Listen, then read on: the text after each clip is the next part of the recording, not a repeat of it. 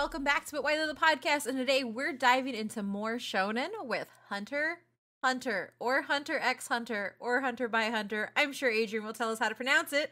As always, I'm your host Kate. I'm here with Adrian. Hey, how's it going? And Matt. Hello. And today we have a special guest, DataDave, voice actor, content creator, Twitch ambassador. You know him from the DataDave with DataDave. Hey. Thank you so much for coming on, and as we always start with our guests, tell us a little bit about your connection with Hunter x Hunter and why we got you on today. So right now it's my Discord profile picture, just kind of staring at his face. It's just a funny reaction emo I've used in a lot of places, but I love Hunter x Hunter. That was, I think, really one of the first big series that I just really just splurged. Like, what is this? Oh my god, season. I don't want to get too in depth, but like, I just really loved it because we can rant now. We I will rant. That's why I'm like, let me bring it back. I think knowing that you have a rant prepared is enough to intro you for this episode. That's fair. Sounds good to me. I love the series a lot. I love it a lot. And if you followed me on social media, you know that I'm a Hunter x Hunter baby, and I'm not as well versed, which means our other anime expert is going to come in to handle this. So, Adrian, it's off to you. Why would you know it would be Adrian and not me? Sir. That jumps right into my intro question, because I was going to say, by this point, you know either me or Kate is running the episode, and either one of us has like a little bit of knowledge, or one of us has a lot of knowledge, but whatever's clear is we know that Matt is not going to have the knowledge. So I'm not going to say how do you know Hunter x Hunter and like what's your experience with? Because I know for Matt it's going to be zero. But we did have an interesting conversation going into this episode when we were talking about doing it, is how you pronounce Hunter x Hunter. And for me, for like the longest time, no one ever corrected me on how it was supposed to be pronounced until I got on the internet. So my intro question is, how did you pronounce Hunter x Hunter before someone corrected you? Were you a Hunter x Hunter? Were you a Hunter x Hunter person? I was a Hunter x Hunter person. Were you a Hunter times? I don't know. Kate? I am a Hunter x Hunter. I still say Hunter x Hunter. And I will say, while somebody has emailed me and Nisha a 15-paragraph reason as to why we were wrong about Deku, they have not corrected us on how we say Hunter x Hunter. So I'm going to keep saying that. But I find myself saying Hunter x Hunter more, but I was a Hunter x Hunter person. Still pretty much am. It's kind of like split. Like, I'll say it however. It's the same reason why I'm like manga and manga, depending on my mood and how I want to pronounce things. That's fair. Matt? I'm just going to say Hunter squared this entire episode because I have nothing in this at all, and I have no idea what we're going to talk about. As always, I'm here so I don't get fined. So it's Hunter squared for the day for me. Sir. What about you, DataDave? I had to learn from chat. I used to be like, I've been watching Hunter x Hunter. No, Dave, no, it's not Hunter x Hunter. You don't say the X. I'm like, what? Why? Why do you put it in the title then? Like, I don't understand. I think they do that for every episode too, and I'm like, but why? Like, I really would love to know like why the creator did that. But I'm here for it. But I now say Hunter x Hunter because chat corrects me a lot. I say anime character name wrong, so they're used to fixing it for me. I will say, like, the silent X is also getting me on another series. There's a Shonen Jump series called Spy X Family. I don't know if it's Spy X Family or Spy Family. Both make sense, but, is it Hunter times Hunter, Hunter by Hunter? Is Hunter the length and the width? Who knows? Yeah, I think I've transitioned over to Hunter x Hunter, but for the longest time I said Hunter x Hunter. And I think the reason why it takes, at least for me, I think why it took so long for people to correct me was just because I think Hunter x Hunter fans just are excited that there's other Hunter x Hunter fans out there. So they don't really care how you pronounce it. They just want you to make sure you're watching the show, is the bigger part there. But I also enjoy Matt's Hunter squared. I think that also fits very nicely.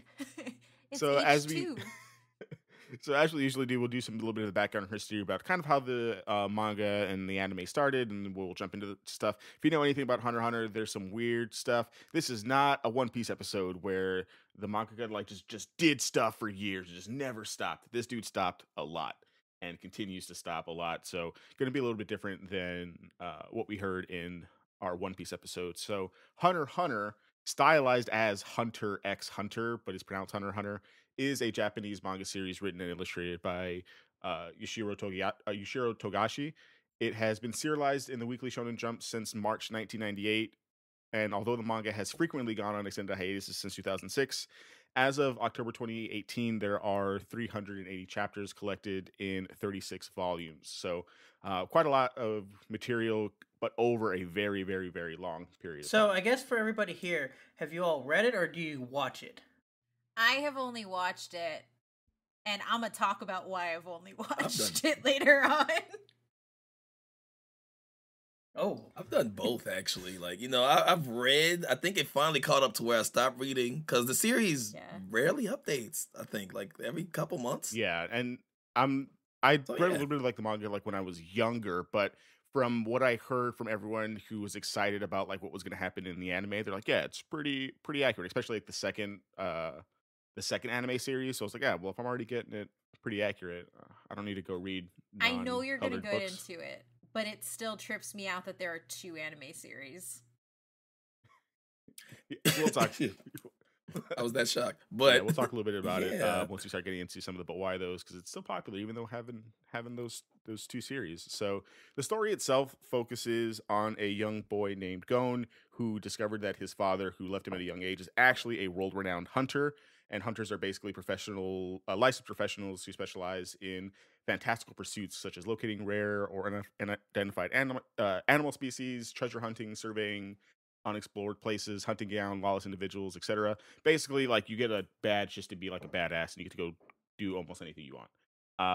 And then Gon departs on his journey to become a hunter and eventually finds his father. Along the way, he meets various hunters and encounters a whole bunch of stuff and a whole host of characters as the story kind of progresses. But our kind of shonen protagonist in this series is Gon. And we'll talk a little bit more specifically about kind of his characterization once we get into those, but why those. I will say, the only father worse than Goku is Gon's dad. Oh, 110%.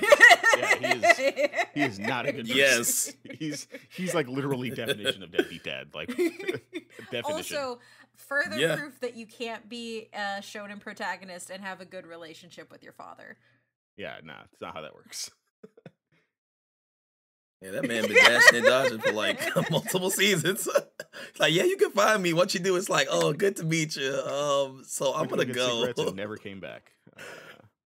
So Hunter x Hunter was adapted into a 62 anime television series produced by Nippon Animation, which ran on Fuji Television from 1999 to 2001. So this is the first series. And then there were 3 separate OVAs, or original video animations, totaling 30 episodes that were subsequently produced by the same company and then released in Japan from 2002 to 2004. The series that people are probably most familiar with are the second anime series that was done by Madhouse and aired on the same television station from October 2011 to September 2014, totaling 114 episodes. And then they would later on release more episodes into 2014, and then we would get them like way later. Like, so we didn't get we didn't get those episodes until like 2019 for those last few editions of the anime. And then there's been 2 animated theatrical films released in 2013. The manga has been translated into English and released in North America by Viz Media since April 2005. And then both of the series have been licensed by Viz Media, which the first series aired on Funimation channel in 2009, and the second broadcast on Adult Swim's Toonami programming block in 2016. And this is where I first found the show, was when it was on that Toonami block back in the day, in 2016 through 2019. Also, this goes back around to our shonen episode where literally Viz has the rights to every possible new big 3 contender in existence. Yeah, even back then, they're like, just give it to me. Give it to me. And then, so Togashi's explained that one of his hobbies was collecting all kinds of things. There was an interview where I watched where he was just like, yeah, just like, he was basically like a Pokemon trainer. The dude just like went into his backyard and just collected a bunch of stuff, which I think is super cool. Which kind of like gives you like, oh, like Gon was like a little kid and then he just kind of went out into the world, kind of like Ash and Pokemon, basically. Like the dude was basically Ash as a kid. And he came up with the name the final name Hunter x Hunter while watching a television show downtown, which the hosts often repeated what they said to make an audience laugh. So I guess like the trope in the show was to like repeat things. So I guess that's why he went with Hunter x Hunter. Why he put the X in there, I'm not 100% sure, but the Hunter x Hunter is a play on a bit in that show called Downtown. That's actually interesting. I never knew that. Wow, it's a play off words. I'm gonna start calling myself Data. There you go. Perfect. Data in the house. Mm-hmm. So, Togashi uses few to no assistance in his production of his manga. However, fellow manga artist and wife, Naoko Togashi, who is the creator of Sailor Moon. Yeah, so she's a badass in her own right. Queen. I love her. Yeah, assisted Togashi in adding in screen tones and single color pages in the first volume. And then while the birth of their first son early on in publication, Togashi felt that the personal aspect of his life would be a great influence on his work, particularly in the theme of a boy searching for his father, which kind of seems like a little counterintuitive because he seems like a good dad, whereas Joe's father kind of sucks. Please tell me Togashi isn't a bad dad. Yeah, I think he's a much better dad than Gon's dad is. Also, I just want to say my hand went to my chest because I'm like, oh no, you poor man, you do this all by yourself. Having given everything that we've learned about with like Horikoshi and Oda. Yeah. I mean, he does do a lot of it by himself, but it helps that you have like the queen of manga like in your corner to help you out. There's stuff like that. That's got to feel good. I also want to know how much of that is she's just like, oh honey, no, you can't do this by yourself. Let me do these colors for you. So there have been several instances in which Togashi has apologized to the readers in Shonen Jump for like the low quality of work, because if you ever like look at the manga, the art style does vary wildly, and that really just comes back to kind of like what Kate was saying, like the dude just does it like by himself. So sometimes you don't feel as good as other days, so probably affects some of those releases. But he has promised to like kind of redrawn some of those things for their takobans and things like that.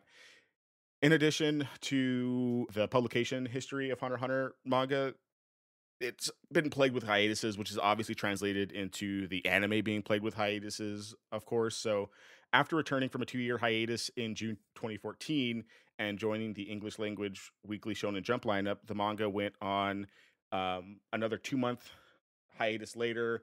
The series then returned from hiatus, which was the longest to that date, on April 18th, 2016.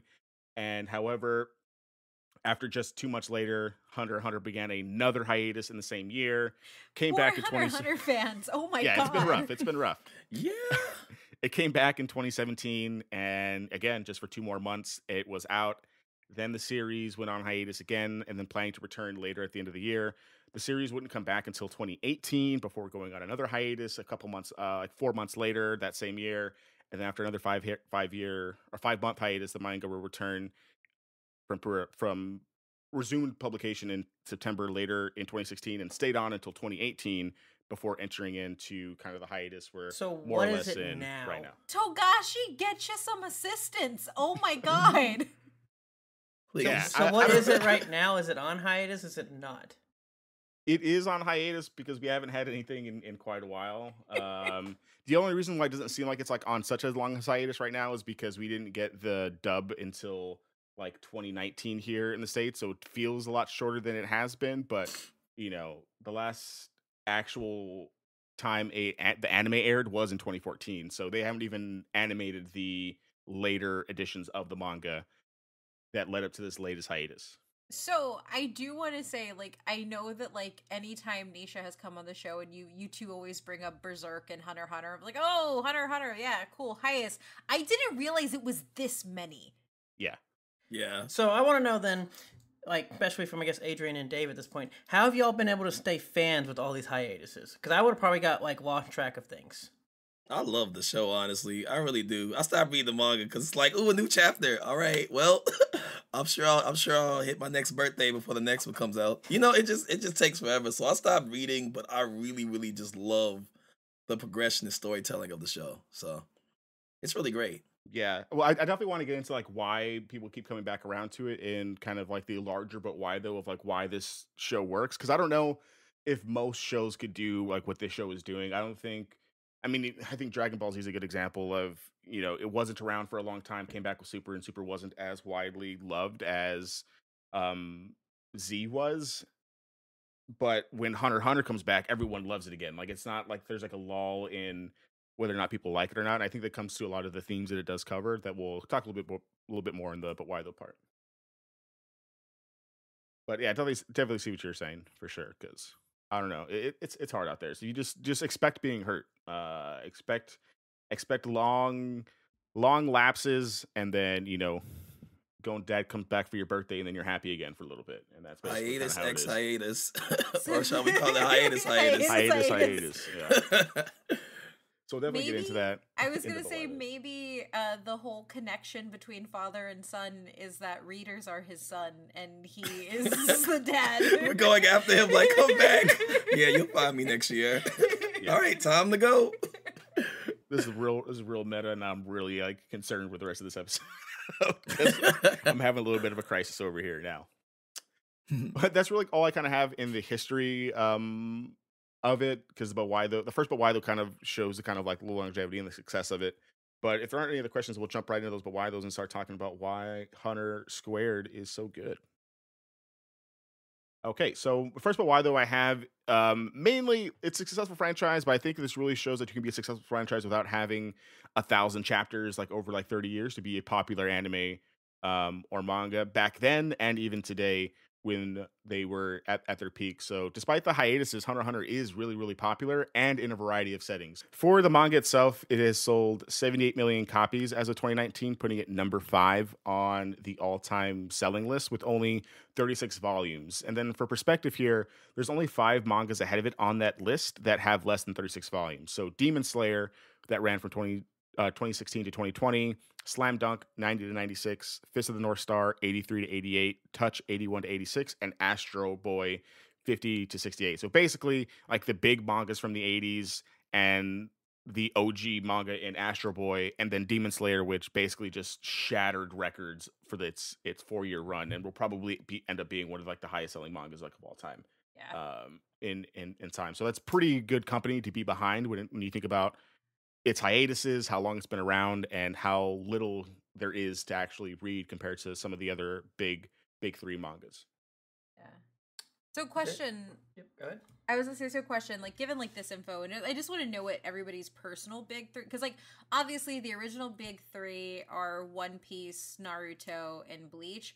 What would you say is the new big 3? Because I know that this is like a contentious topic, and like I'm like personally I think it's Demon Slayer, Hunter x Hunter, and My Hero.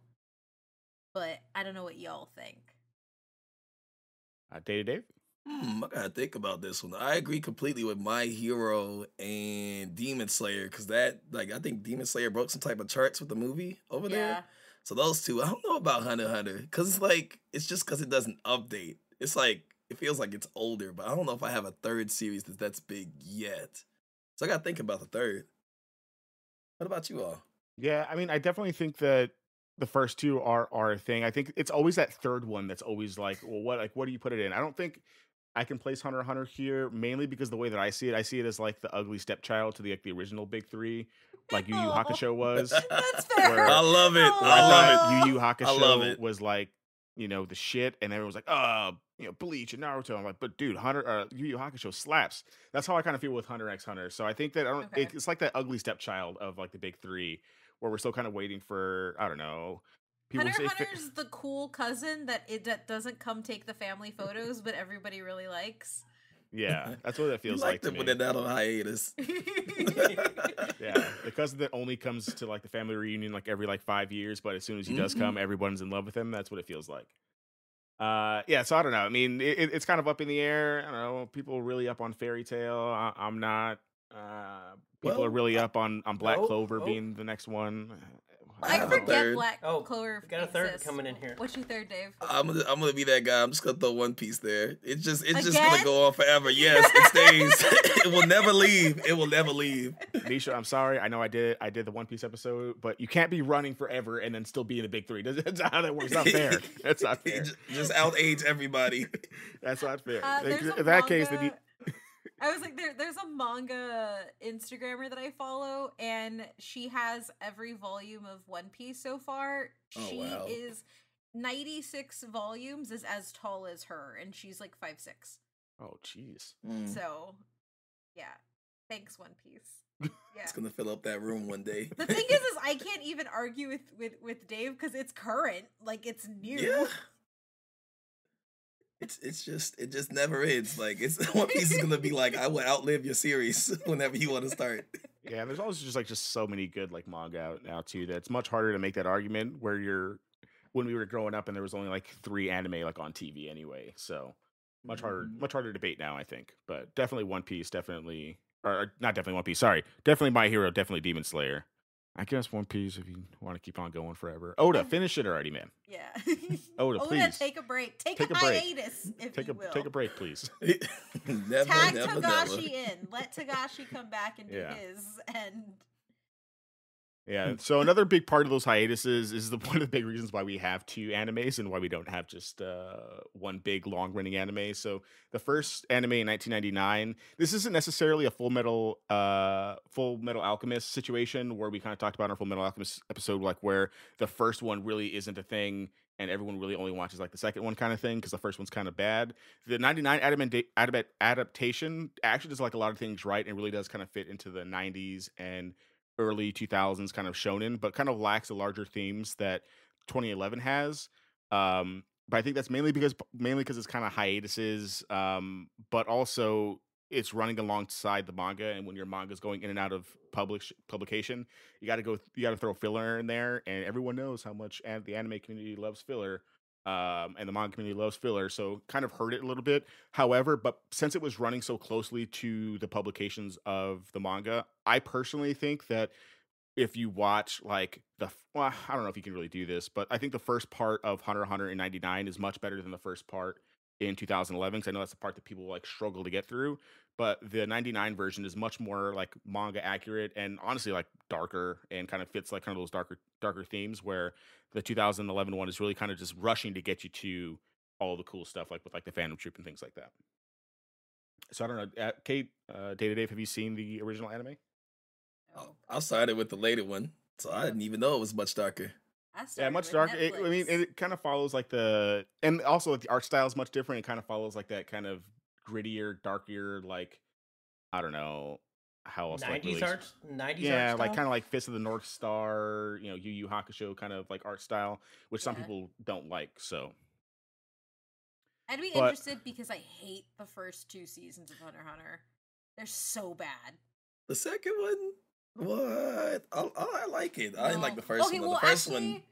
I don't remember what the number. Okay, everything from 1 to 12, I don't like those episodes, and then everything from episode 14 to 25, I also don't like those episodes. Oh, like I think that's like the Hunter arc. That did start slow. I was like, get there. I would have much rather watched, and the reason I say that is because episode 13 and episode 26 are recap episodes that tell you everything that happened in the last episodes. This is true.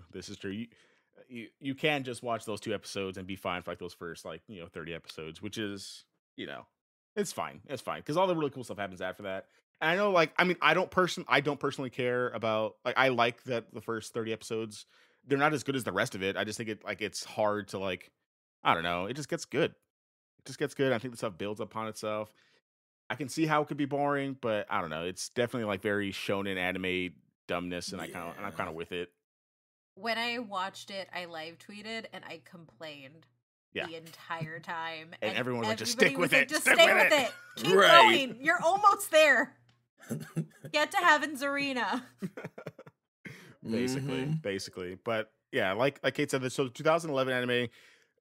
Again, it also just takes a long time to get the dubs over here. So again, like I said before, the last arc aired in Japan in 2014, and we didn't get the dub until 2019 here in the US. And even though because of that, Hunter x Hunter is consistently ranked as one of the best animes through various outlets like Polygon, Crunchyroll, IGN, back in the early 2000s, and even as the last air arc in 2019, still ranked very highly in those things. And Kate was nice enough to let me know that I didn't even know this myself, that the show's actually increased in popularity over its hiatus. So based on a Google search trends, Hunter x Hunter has really only increased. There's never really been a lull in its popularity, but it really spiked when everything had been announced in 2019. So Toonami airing the episodes, Netflix, lockdown, and those things, because people like Kate binged it. Yep. So do you want to talk a little bit about that, Kate? Yeah, so it's one of the really interesting things. So like I ended up watching Hunter x Hunter because the entire anime community had been talking about it. And then at the start of lockdown, at the start of the pandemic, everybody was like, well, what do I watch? And of course, you had the One Piece answer where people just decided, well, I'm not leaving home. Guess I'm going to watch 1,000 episodes of One Piece. And then the other answer was like, look, I know that it's on hiatus, but you should also watch Hunter x Hunter. And so that's where I found myself, because I can't commit to 1,000 episodes of a show, but I can commit to Hunter x Hunter. So that's why I binged it. And when you look at like people searching, that's when everybody, it just started picking up, because it was something that was kind of in the anime Twitter sphere, but because like I had known about Hunter x Hunter, but I never cared to start watching it. Because I watched that first episode and I was like, this is boring. I don't like it. And I don't like their spiky hair. And I decided to, not. And then I just decided to stick with it and finally fulfill that anime blind spot. And I fell in love with Killua. And here I am now. And I believe Netflix had added a new season on at the same, like when lockdown was starting, Netflix had also added the newest, or a newer dub season. And that was why people picked it up too.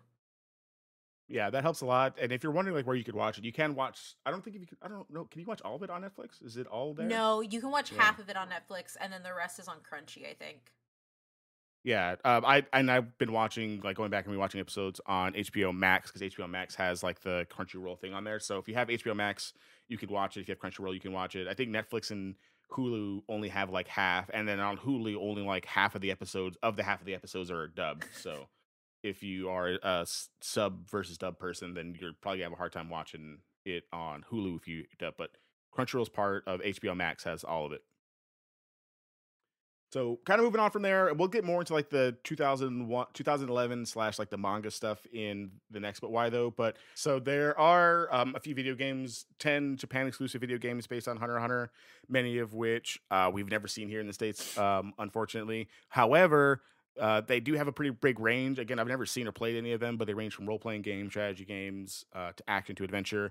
But if you have seen Hunter x Hunter characters, it's probably from the fighting games. So they have appeared in the franchises with those weekly Shonen Jump properties in fighting games like Jump Superstars and Jump Ultimate Stars from the Nintendo DS, J Stars Victory VS for the PlayStation 3 and PlayStation Vita, and then of course the newest one, Jump Force, for Windows, PlayStation 4, and Xbox One, where Kate gets to play as Hisoka and fight people. I have words about Hisoka that nobody will like. It's okay. We'll get to him eventually.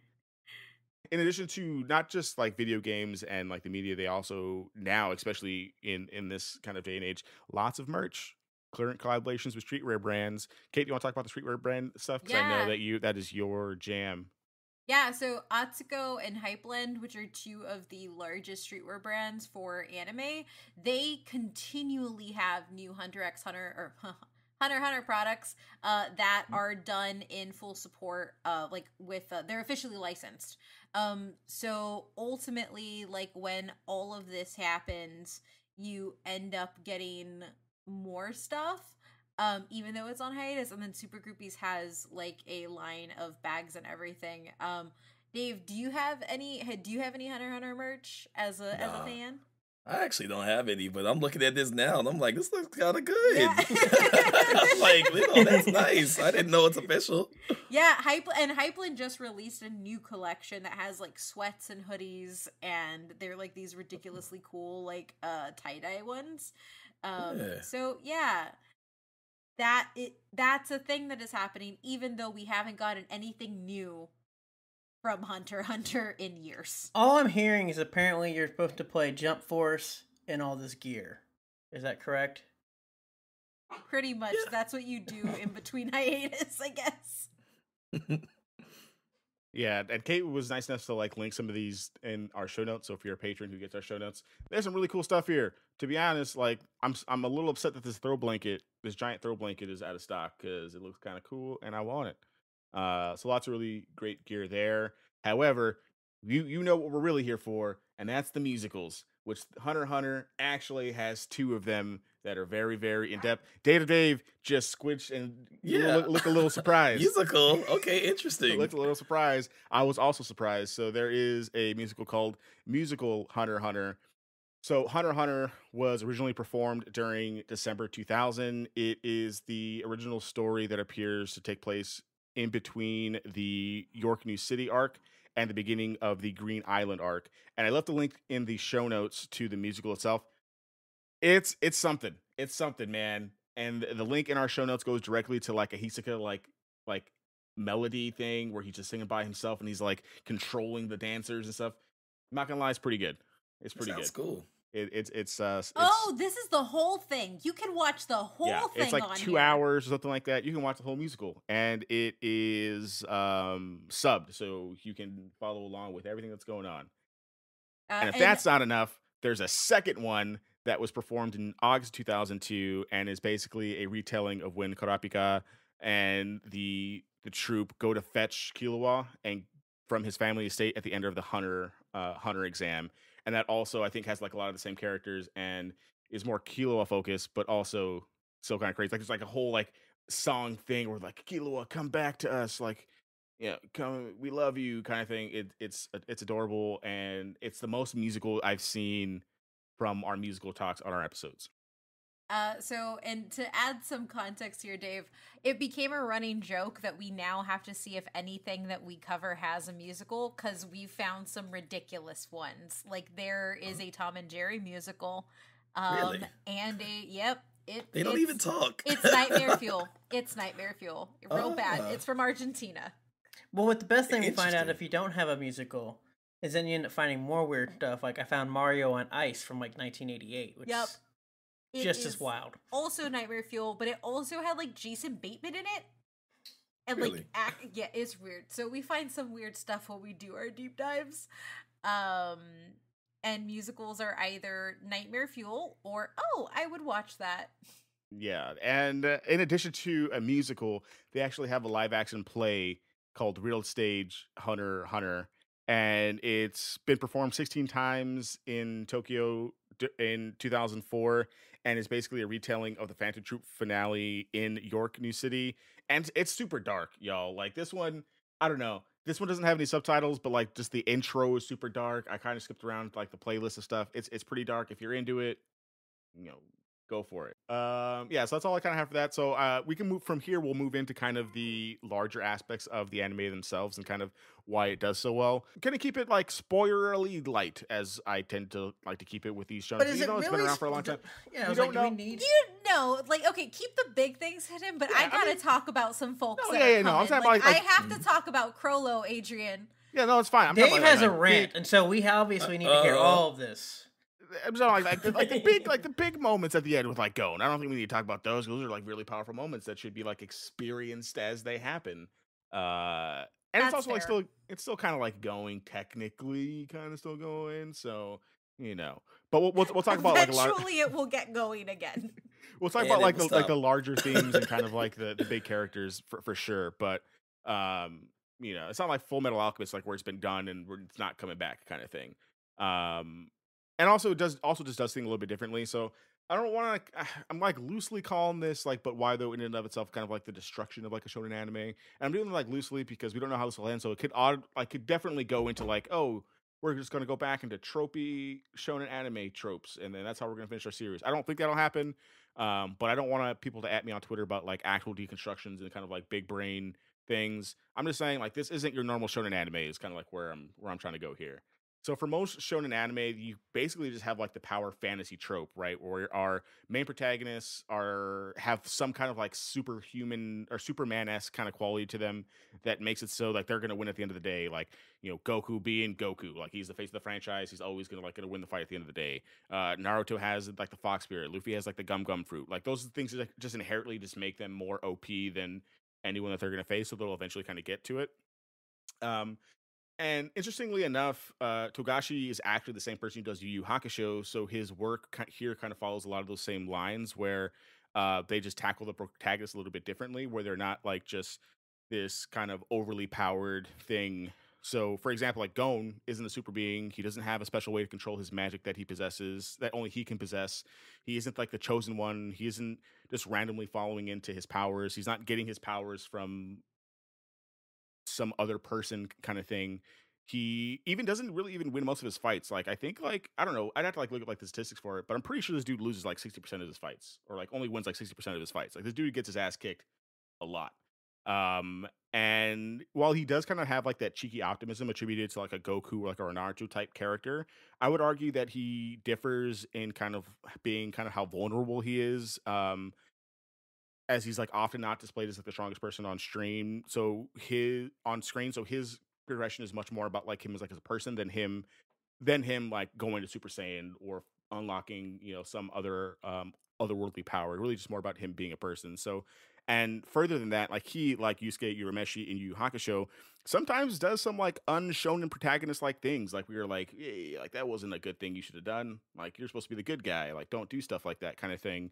Which I think makes him a little bit different than like Midoriya from My Hero Academia, which I think is probably like his closest kind of person, because I think Midoriya does have a lot of the same aspects that Gon does, but Gon will like punch you in the dick probably if you like do something that he doesn't think is like correct. Yeah. Which I think makes him like the big difference there. Which I in my opinion makes him like more relatable and someone to root for. Not that there's anything wrong with like Midoriya or Goku or Naruto or whatever, but I think that he's a more relatable shonen protagonist because of all the flaws that they allow him to have. What do you think, Dave? I think honestly, I really, really, really love the take. We speaking about Gon, I love that he's morally gray. If that could be a label for him, like out of all protagonists, we got Naruto, always do the good thing. We have Deku, always do the right thing, stay good. Gon is like, yeah, I'm here for my friends. Like, and anything that you do to them, and it really shows in the later seasons. Without spoilers, we'd be like, Gon, did you just suggest that? Like, I love those moments of the show. Killua, the same way, or Killua, I don't know how to pronounce it, but he's the same way. Like, Killua's assassin. He's like, you mess with God, I kill you. Yeah, like even like in like the Hunter exam thing, like he was like very much like, oh, if you mess with like my or Killua's ability to get this going, like you're going down, my guy. Like it's just very much like he's ride or die for sure. Like he's about that life. That's what I was gonna say. I think that was the reason why I stayed watching, other than people yelling at me to keep watching, was because he is very much that. Like he is ride or die. Like, cool, I'm a good guy, but don't touch my friend. If you touch Killua, it's done. No. Mm-hmm. And also, Killua's my sweet baby. I love him so much. He's precious. He's never done anything wrong ever. I don't care if he's an assassin. Just murder, just sprinkle out there, but it's okay. Light murder can be solved with a hug. It's fine. You silly. But yeah, I think that's what I really love about the show. Is like it starts off like Gon's the good guy. He's great. He's like, no, he's doing good things, but he's not necessarily this good guy anime shonen protagonist. Yeah, I think that even extends to kind of like the side characters, like you mentioned, Dave. The Killua, like Killua really isn't like the Vegeta Sasuke type that like we're used to when it comes to like the the anime like best friend thing. Like they're much more connected, which makes like their ride or die relationship I think much better. And like they literally go like to try and save him and stuff. I don't know if the Z fighters are gonna go to like bring Vegeta out of too many more mess ups and things like that. He reminds me of Bakugo. If Bakugo knew how to make a healthy friendship in season 2 instead of season what will be 5. That was gonna be my reference, but I didn't know how accurate it was. But I'm glad you brought it up because I was gonna say like he's much more. Because like because I'm trying to say this without any spoilers, but like, if you've watched like season 3 of My Hero, you know that Bakugo has started changing, and in season 4 he's becoming more of a friend with Deku. And if you watch the movie and that kind of stuff, Killua is like if Bakugo knew how to properly express his emotions of friendship, that's Killua. Because like Bakugo is also ride or die at the end of the day. So that's how I think that's why I really fell in love with Killua as a character, and like that's my child and I will protect him. Is he a little bit of a murderer? Sure. But like he was brainwashed to be so, and if he is outside of that, it's just because he's doing it for a good reason. It's fine. Yeah, so all I'm getting is everybody right.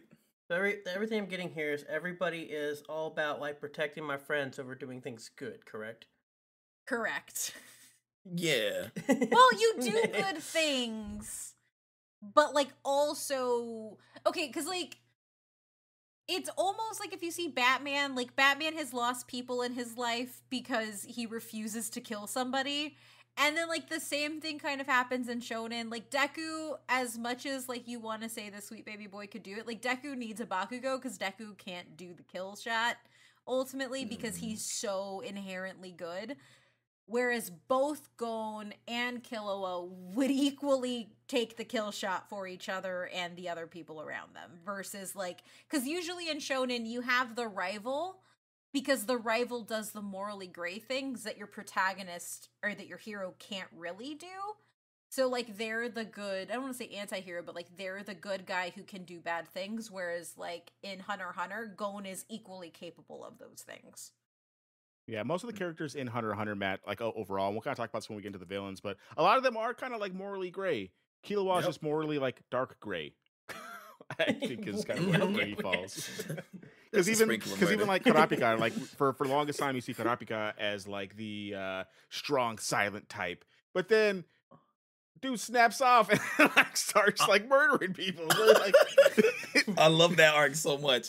If I could add another reason to watch that without spoilers, that Kurapika arc, I think I love a show that can do how they handle that, because like Gon and Killua, they were not there a lot of it. I was like, this show is still good even though you moved off our main protagonist for a good chunk of it. That was like, yo, this is so interesting. It's different. So yeah. at the Kurapika arc, and also I would like to say that everybody that I know who understands how to roll your R in Spanish don't have a problem saying Kurapika, whereas like everybody else that I know usually do.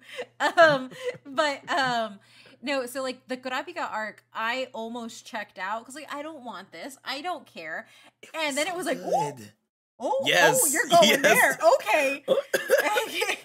I'm interested because Kurapika is like a pretty boring character. He's very like at the beginning, he's very, this is the thing I'm doing and that's it, and this is what I have to do, and there's like no passion, no like exploration, and then he gets his own thing and you're like, oh, homeboy is okay.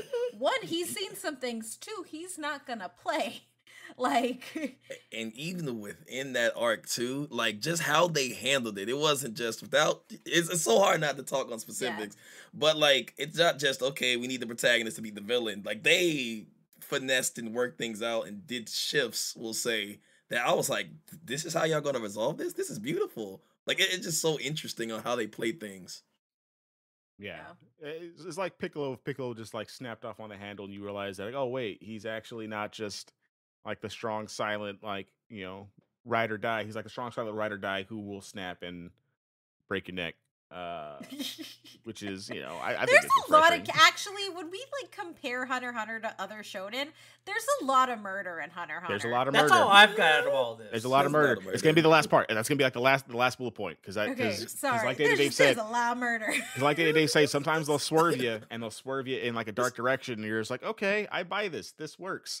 Because even when you're talking about like the villains, I think it's harder to say that the villains in Hunter x Hunter are evil compared to like a Kid Buu in Dragon Ball, or like a father in Full Metal Alchemist. Like those dudes, like those are bad people like incarnate.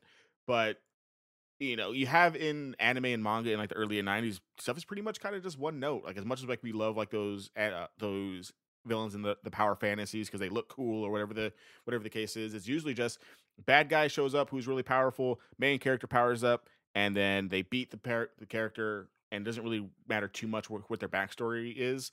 However, Hunter x Hunter really takes that same approach to the protagonists as to their villains, where we kind of get to learn quite a lot about them. It's really why people like the Phantom Troop are so interesting.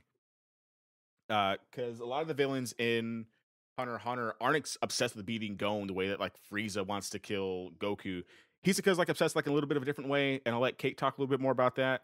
But they're not like in that. Hisoka's my greatest shame, and I hate it. The villains in Hunter x Hunter are like just there to live their lives. And if anything, some of the villains don't even meet Gon for like a very, very long time. Like we're watching the villains do their own thing, and then they meet them later, which I think increases those moments of interacting. Like if I could see, Frieza on a day-to-day basis, like interacting with more people other than just blowing people up, he would probably be a more interesting villain than he is. And that just adds like layers, because even when you're seeing them interact with other villains, you can see kind of like the layers and the relationships in between those things, because they're just people. They might be on a different side of like the moral ground, but they still kind of have those relationships that our heroes have in that, and we really don't get to see that too much. I think of it loosely the way that like My Hero handles their villains, as like the Phantom Troop kind of being like the prime example of that, because they seem as more of a family than most of like the good guy teams that we see in anime kind of overall. So you can gush here about XYZ villain. There's quite a few of them that are really, really cool, and I know that Kate likes Hisoka. Yeah, so I'm gonna like not take the spotlight first, and I'm gonna let Dave talk about his thoughts on villains here, because I'm about to get real thirsty real quick, and like we don't need that to lead things. Okay, feel free to get thirsty if you want, Dave. Okay, I'm being funny. So I guess my thoughts on villains, like even as Adrian mentioned, like they do a really good job of highlighting them. Like you like get to see them as a character. None of them are one note. They literally have episodes with the Phantom Troops, their backstories, I love seeing how they interacted, because it's like, oh, they're not gonna like each other when they meet Gon eventually. Things like that. Even with the season 4, I'm not gonna go too in depth, but Chimera Ants, like we knew their dynamics, like who spoke up, certain things happened in, we'll say, Power. Like just seeing all that, and like even the last villain in the last arc, like we learned his thought process, how he evolved. It's so hard not to touch it, but just who his relationships. It's an interesting thing to watch. So based on this, how do we know who's a villain and who's not? Because all I got is the amount of murder. So to put it in perspective, the Phantom Troop, which I really like that you like drew the parallel to My Hero, because the way Horikoshi does villains is really good, because you see them as like a family almost. The Phantom Troop straight up murders a hall full of people, and then one of them sucks them up with her vacuum. That's how you know they're the bad guys. Yeah, because like very clean. That's all I got out of it. Yeah, and it's tough, Matt, because there are times like where people in the Phantom Troop die, and they actually care that their friends died, right? Because like in stuff like, I don't know, like Yu Yu Hakusho, the villains in that will just blow your dude away just because they lost in a fight. Like the Phantom Troop doesn't do that. You're like, oh wait, they're actually family. They're actually ride or die the same way that Killua and Gon are ride or die. So like, who do you root against here? And I think that makes it interesting. In my opinion, it makes it harder to root against the villain, and I think that's a marker of a good villain. And then Vacuum Lady vacuums people up. Like she literally has a vacuum where she like vacuums people. Like how do you hate that? She's just being clean. She got the Kirby vacuum. I'm here for it. The Kirby vacuum. Kirby vacuum.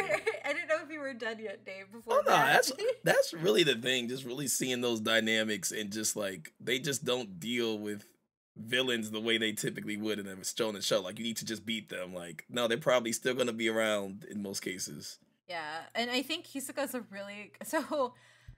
I want to start this off by saying I understand that Hisoka kind of comes off being really predatory and creepy to the kids. Yeah. Not gonna defend it. Also, my brain goes burr because he looks a certain way. He's very muscular. He may be a clown, but man hits the gym. Clown? That's even worse. No, it's not like a clown. All clowns are automatically It's villains. like a kind of clown. Adrian, drop a picture of Hisoka for Matt. I will. Hold on. Villains are always clowns. Clowns are always villains. That being said, so getting away from like that's the reason why I say he's my biggest shame, because people feel a certain way about him and they're right, but also he's very hot. The cool thing about it is Hisoka like is straight up trying to kill these kids all the time. And then there's like it's the Greed Island arc. They have to work together, and he just helps them win like a dodgeball tournament because you have to play to get the card, whatever. And it's that one, right? It's the Greed Island. Is it Greed Island? Yeah. Yeah. When they're on. Yeah. And they have to play like a murderous dodgeball tournament. And Hisoka is like, I'll be on your team. And he like has respect for them and he works with them like a team member. And then he just like goes away. And he like, it's weird because like he's like this super big antagonist in the beginning. And then in Heaven's Arena, and then he shows up in Green Island. He's like, I'm the clown guy. Let me help you.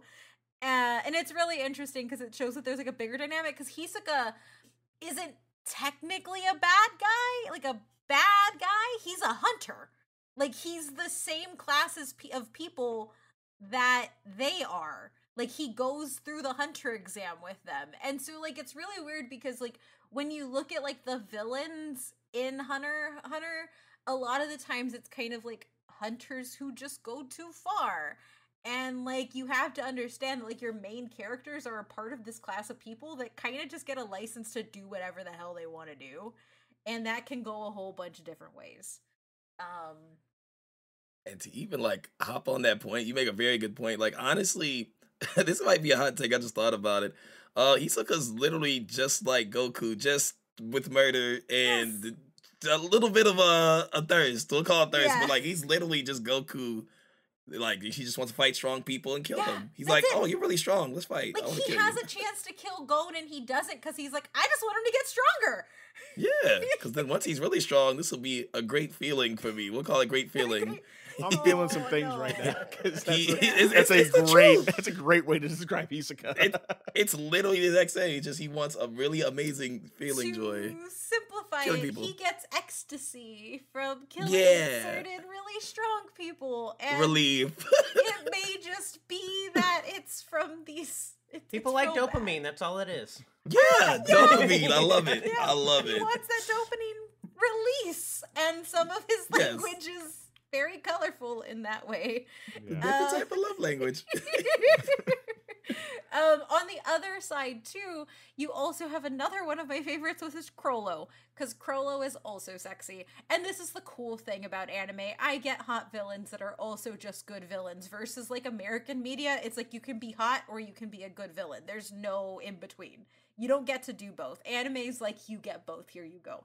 And Crollo is in the Phantom Troop arc, and he's, like, extremely manipulative, but also to Adrian's point, like, he cares about the Phantom Troop. Like, they're his family, and that means a lot. But yeah, that's where I'll stop. Also, Vacuum Lady is also very hot. I love her. She's crazy. Yeah, I think Crollo is crazy. Crollo is, like, real crazy. I was skipping through one of the I think it has to be the second musical, but they do have a Crollo person, or no, I think it's probably the first musical, but they do have like a Crollo character in one of those things. So if you want to go see like what Crollo would look like in a live action thing, I want to see. Does anybody get vacuumed up in any of these musicals? I don't know if Vacuum Lady is in the musical, but I hope she is. I really do. I would like everybody to know that I typed Crollo into Google, and the first thing that pops up is Crollo stands. I'm here for validation. So I do really want to talk real quick about how they do their power systems. I know it's been a point of contention when we've talked about different things, specifically with Matt. Not calling Matt out, but like Matt does bring up good points. So I remember when we talked about like One Piece, Matt was like, "Wait, you just eat a fruit and you get powers?" And we were kind of just like, "Yeah, that's that's how it happens." Or even in our My Hero Academia episode way back, Matt brought to the point like if you're just born with like a LeBron James-esque quirk, then you're just destined to be more badass. Like that's just Yep. All I remember was that's the anime version of X-Men. That's all I got out of that one. Yeah. No, Yeah. it's not. No, See, don't Dave? not an agreement, Dave. Kind of. I mean, Just if everybody had powers. I mean, Midoriya's mom's never going to be the number one hero because her quirk sucks. Like, she's just never going to be the number one hero. But they do their power system a little bit differently, and I'm going to try to like summarize like best I can here. So the big kind of like power thing for Hunter x Hunter is Nen, and Nen is the ability to control one's life energy, which is constantly emitted from them, whether they know it or not. So basically, everybody has some kind of like Nen thing flowing through them. And then there are four basic types of Nen. I don't want to get or four basic techniques in Nen. Won't get too much into that, but the big thing is that Nen users are classified into 6 different types based on their Hatsu abilities. So you have enhancers who strengthen their body and reinforce, emitters who project auras out of their bodies, manipulators who control objects or living things, transmuters who change the type or properties of their aura, conjurers who create objects out of their aura, and specialists have unique abilities that don't really fall in the previous categories. And a Nen user can enter into a contract where by pledging to follow certain limitations, their abilities can be strengthened in relation to how strict they are. So as an example, Karapika, who in order to have an unbreakable chain that holds members of the Phantom Troop no matter what, is offered his life to be able to kind of do that, kind of enhance power. So you get more power. You can get more power, but it's not like you just do it by like eating a fruit. You do like a contract or things like that. But because the Nen abilities are so wide ranging, someone with a powerful Nen doesn't automatically win. It's not like Goku fighting Krillin now, like that, where Krillin probably would never win. There are lots of instances where just because you have a powerful Nen doesn't mean that you are going to win, which obviously is like a big long running trope in shonen anime where power scaling is basically the king and does everything correctly. But this obviously for a lot of the big animes that we have seen, especially these power fantasy shonen animes, there makes it hard to have a long running series. So either you get someone more powerful over and over and over again, which makes you have to introduce new things to the system, or you just do random things that don't make sense prior to other events like, you know, Bleach or One Piece, where sometimes the power scaling doesn't make any sense compared to what's happened before it. And Nen feels much more attributed to like the person's personality than their inherent abilities. And the Nen system allows for really a variety of cool characters with unique abilities that essentially makes fights pretty unpredictable, even in a tournament arc, because you really don't know what person's going to have their abilities, because there's not like a scouter to tell you this person's power level. There's not really any kind of like mainly outward representation of their power. It's not like a family lineage thing, I guess, unless you're Killua and you're just like a family of assassins. But again, it kind of like looks like what My Hero does and kind of stakes the stakes for basically anyone can lose, and it makes it believable that those people can lose depending on how they use their abilities. It becomes much more about like the strategy of the fight over, you know, his power level's over 9,000, mine isn't, so how am I going to win kind of thing. Yeah. If that makes sense. I just want to point out that my favorite thing is that every time Hisoka uses his power, which is his Nen manifests as bungee gum, he says, "It's bungee gum. It has the properties of both rubber and gum." Every time. Every single time. I wouldn't realize that if I ever rewatch it, but that is funny. It's like, just in case you didn't know. That's what it does. It's because the easiest way to explain it, Matt, do you remember those like sticky like hands that you'd like slap on a wall? I remember those. Those were terrible, but yes. Yeah, so it's like that, essentially. Like he generates the Nen, and he can throw it, and he can stick it and like lock it in place or like pull stuff back. It's actually really interesting because, like, to Adrian's point, because the Nen manifests itself from the person, it can be and look and do pretty much anything that the person does. And also there are different types, so you can have a Nen user who is specialized in a specific type of Nen versus another one. So it leaves it be more open. Do you have a favorite power from Hunter x Hunter, Dave? Let's see. Favorite power. What comes to mind, honestly, like Karapika stuff. When he got the most serious, even though we don't see it much, it was just like, yo, you really did that. Like, but I still question his decisions with the contract. Also, but Homeboy totally sold his soul for that, so like I would hope that it would be a good one. It's like, I hope so too. I'm like, you know, this is a bad idea. You'll die. But, you know, I like Karapika's and Killua. I love the yo-yos. I love the yo-yos so much. That was so cool to me. Yeah, the yo-yos are real nice. Which, yes, Matt, there is a character who fights with yo-yos. I believe that'd be pretty good. I used to have a yo-yo back in the day. They were popular. You just do the cradle, walk the dog, everything. People used to fling them things around. Now I'm sure if you turn it into a weapon, you can do it like a lasso. The theme is, it's like, yo-yos with the sprinkle of murder. That's just the thing about Hunter. It's like, yeah, this is good. Yeah, just put murder in it. It's good. And Gon is just really strong, right? Like, I don't remember Gon's, like, yeah, I mean, power. he just, like, when it comes to, like, the personality thing, like, he just kind of manifests his abilities as, like, a kid would. Like, one of his, his rock, paper, scissors abilities. This dude just, like, does rock, paper, scissors, makes the person choose a rock, paper, or scissors, and if he loses, then he attacks somebody. Like, it's very much kid, what a kid his age would do, where you have, like, Killua, who's, like, an assassin, and is, like, super fast, and will, like, slit your throat kind of thing. But with yo-yos, also something a kid will do. Exactly. Kid games with the sprinkle of murder. Yep. That's just a series. Do you like games that children play? Yes. Do you like murder? Also, yes. Watch Hunter. You want to see someone who's, like, very conscientious about, cleaning up dead bodies and uses her Nen as a vacuum? That's her Nen. Oh man, Kirby and the funniest cleaner. thing is because, like, homegirl looks she looks like she goes to church on Sundays. Like, she's wearing a turtleneck, long sleeve, short hair with glasses, and a cross necklace. And she just goes around with her vacuum cleaning up murder. And also murdering people with the vacuum. Like, she does both. Yeah, so just, like, all that to say, like, the Nen system's, like, I think it works well for what they're trying to do. It makes it so that you don't get to a point where you have to do things like Dragon Ball Super does, where you have to, like, have God energy now because they're so far, like, past the thing, or where you only have basically, like, two people able to fight each other because of, like, their, fox spirit and family trauma stuff, so it's more wide ranging and gives you, really, you don't know what's going to happen in a lot of the fights, and a lot of the fights are good, especially because they established very early on that Gon's not going to win every fight that he's in when he is fighting, and either are any of, like, our heroes. You could very much have villains fighting each other, and one of the villains literally bites your face off, which has happened in the Fandom Troop, which kind of gets me into our last kind of but why though in this kind of not the normal kind of shonen anime, where there are moments in Hunter x Hunter where it swerves and keeps the story interesting, sometimes in dark ways, sometimes in not. So it does have, like, those comedy aspects to it, but at the end of the day, Togashi really has a great way of kind of keeping the watcher guessing. Like, you don't know it. As much as I love Dragon Ball, and this isn't me shitting on Dragon Ball Z, we have multiple episodes for the series. I love it. Gohan, I love you.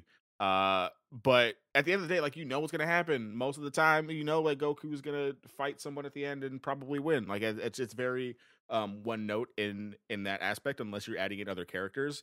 And Hunter x Hunter doesn't really have any of those Deus Ex Machina like situations where, like, there's some big thing that's going to intervene. It's really what's happening with the characters, and the characters are what are driving those moments and make those things unpredictable. But they make sense over the larger story because we're seeing the story progress as kind of Gon progresses. So things aren't too out of the ordinary, especially when it goes dark. And, I think, like, as themes here, the themes and the story isn't what you can really expect. There's a lot of brutal deaths, a lot of brutal imagery, way more than you would expect kind of going into this, especially if you stopped watching the first episode. Like, if you watch, like, the first episode, you're like, okay, I know exactly what Hunter x Hunter is going to be about. No, you don't. You don't. That's just what it is. Thankfully, that's not what Hunter x Hunter's about. Yeah. And then, again, as, like, the world progresses and gets bigger and bigger, as we follow kind of going through his stories, or we're following some of, like, the villain arcs, we can understand, like, why there would be war, why there would be abusive relationships, why some people would eat each other, like, why there's, like, genocide. There's a whole thing in a whole North Korea commentary thing, but those things aren't really too far off the realm of possibility because of how the world kind of expands on itself with all of these different villains who are kind of morally gray, all of these different abilities, and all of these kind of conflicting interests, where it's not necessarily like One Piece where the goal is to, like, to find the treasure, be the pirate king kind of thing, right? You don't have and even in My Hero, you don't have, like, the goal to be the number one hero, the number two hero, whatever the case is. It's more like you're living in a world and there are conflicting interests throughout, and some of those things are dark and they do happen. And I do want to, like, also not point out, but like, and I'm interested to see like what other people think too, is like the way the arcs are set up. I don't know why, but the arcs in Hunter x Hunter are just, I don't want to say better, but like more compact. Like the Hunter exam is the Hunter exam, and then like how do I explain it? They're like different genres in and of itself. Like the Hunter exam is an exam arc, okay. Heaven's Arena is like this weird like battle anime, and then the Greed Island arc is Yu-Gi-Oh, but like to put it into perspective, Matt, they go into a video game. It's called Greed Island, and then in order to get out of the video game, certain cards will get them out of the video game, and to like essentially win, you have to collect all of the cards. And so like it's a video game arc where they embrace the video game elements of it. And like I don't know why that works, but it does. Cause like the series is almost sectioned off into pieces that, like, to be honest, I feel like you could like go into things. And Phantom Troop is literally like, that is an arc dedicated to villains at the end of the day, which is why it gets super dark and super interesting. So I really enjoy it, and kind of like Adrian said, like it uses like real world analogies, like New York New City is and it deals with some of those things, like the real world stuff. Yeah, I agree completely, honestly. Like each arc feels, each one is so distinct and so different, because Chimera and arc, villains and heroes perspectives, you know? Like it's just crazy how they could just, like you said, hit a different genre of anime and still stay within the story and keep it interesting. Yeah. Like, here's a new concept. We're gonna deal with Kilo's family. That's a whole arc in itself, handling them, you know? So and it feels new every time. Like yeah. so like that was one of the things, like, to your like keep you guessing thing, Adrian. Like I wanted to jump ship, but I didn't know what was gonna happen, and so I just kept watching because it like kind of like, I feel like when you start watching Naruto, you know how that shit's gonna end. You like it, you know what's gonna happen. Dragon Ball Z, it's all a giant 9-episode fight, and you know what's gonna happen. Yeah. Even My Hero to an extent, and like I feel like Hunter x Hunter, because it embraces these different things, and our heroes have a sprinkle of murder. It feels new and different all the time. Yeah, and I think the big thing here, and I think you're right. I think you hit on that they don't follow like the normal anime shonen anime arc formula, because if you think about it, like most shonen anime arcs follow the same thing. Like everything's fine, bad guy shows up, they train, big confrontation with the bad guy at the end of like the you know, the saga or the arc or whatever it is. And that's true for like almost like every shonen anime you can think of, except for this, because they do focus on different things. I mean, the Chimera Ant arc alone is, with its darker things and its willingness to like just go for it, and Togashi just like, let's just have some dark stuff. Like let's have our hero like really struggle here. I think makes it, you know, the best arc of the show, and you know, one of the best arcs I think in anime period, because like DataDave said, you're getting perspective from everybody. It's not just, you know, Cell sitting at the Cell games waiting for stuff to happen. Yeah. Kind of thing. Tournament, that's what it is. Heaven's Arena is a tournament anime. Sorry. Yeah, exactly. I was trying to think about the exact term, because I was like, what I said wasn't correct. Yeah, they know what you're talking about. They know your credentials. And then just kind of like finish it off, but like the majority of like we've mentioned before already, the majority of the characters aren't 100% black or white, good or bad. And it kind of like lets Togashi just do things and give us really deep character moments with our protagonists, with our villains, with our side characters. And provides for some of like my favorite moments in anime in general, not just like in the show itself. So, and again, this kind of goes back to just, this is just like how Togashi works, because a lot of the same themes happen in Yu Yu Hakusho, but in Yu Yu Hakusho it kind of ends more kind of shonen anime-y.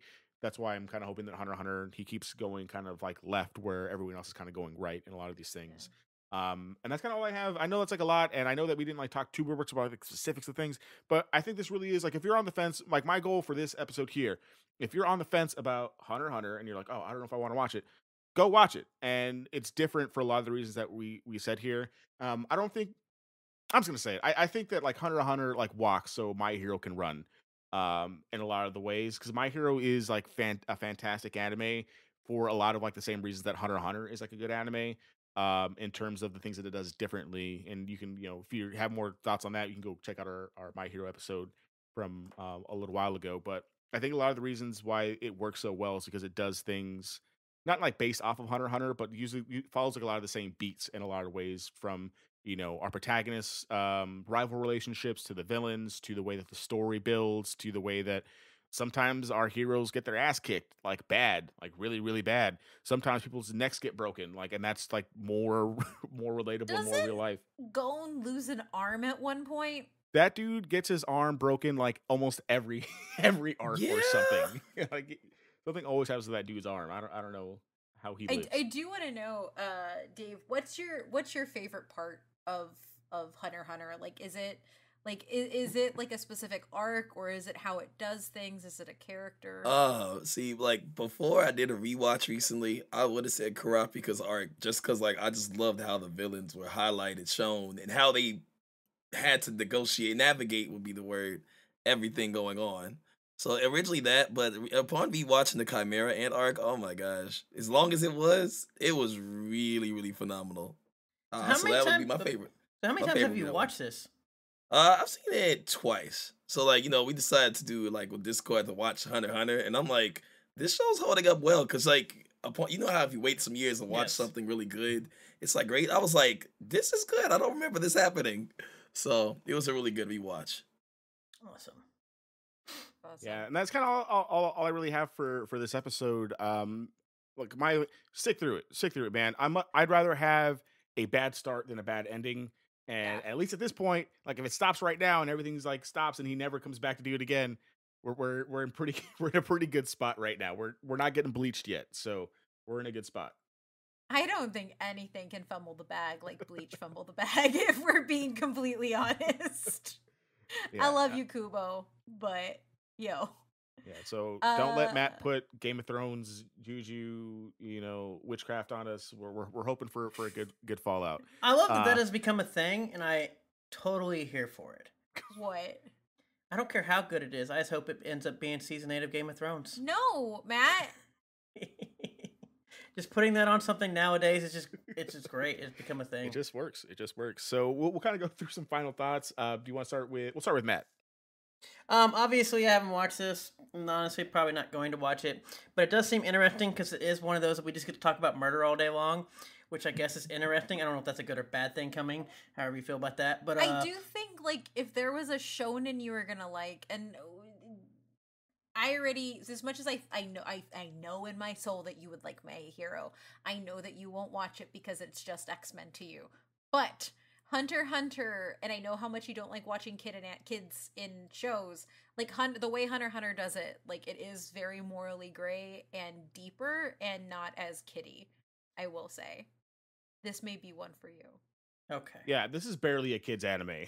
Oh yeah, it's not at all. This is not for children.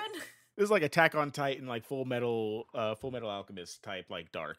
Yeah. And pretty early on, like when I tell you that some dude got his face bitten off and it like blew my mind. Like I'm not kidding. Dude got his face bitten off. Yeah.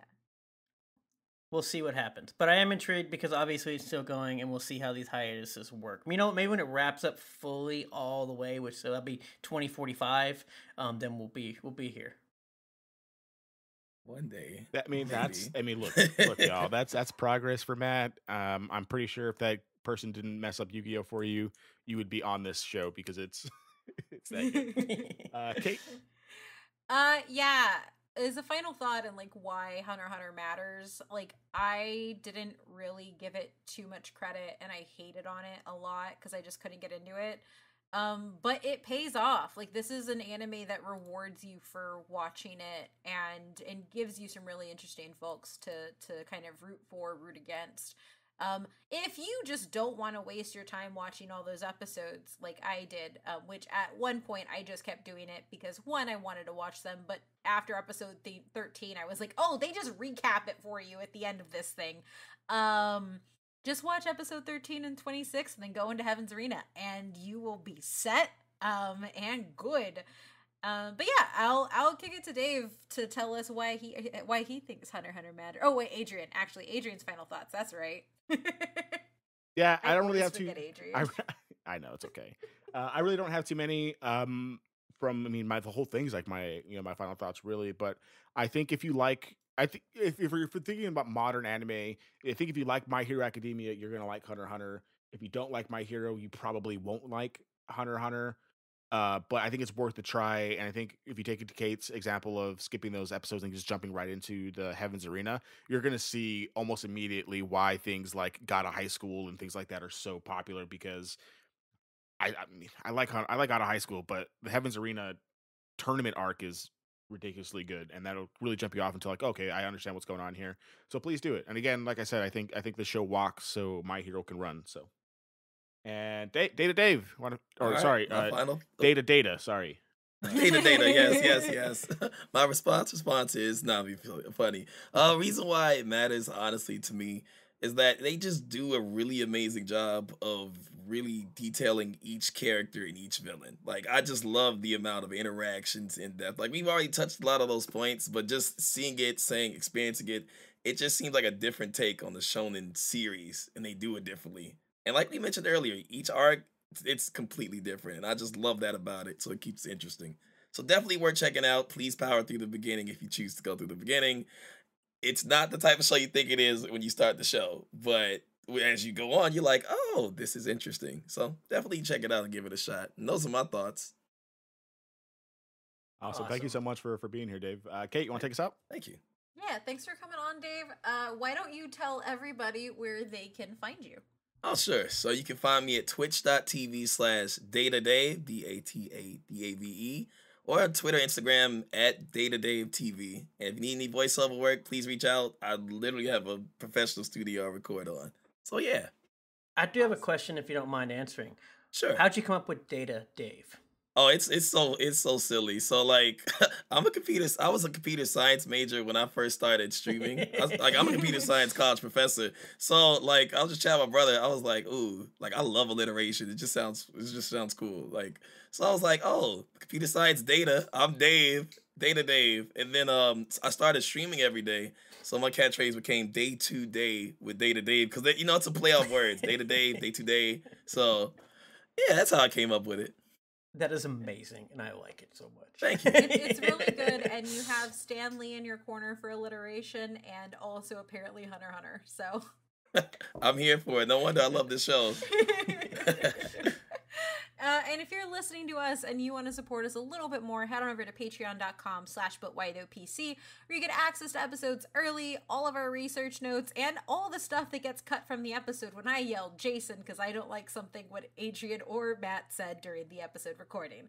And you can find us on all social media at butwhythoughpc, and you can find me on Twitter at ohmymythrandir. I'm trying to grow my Instagram, please. It's really hard. Go follow me there too. Same name. And Adrian. Yeah, you can find me on Twitter at SuperRuiz93, SuperRuiz 93. And Matt? Remember, if your show is struggling, just add a sprinkle of murder, to spice it right up. That's how it works. Not wrong.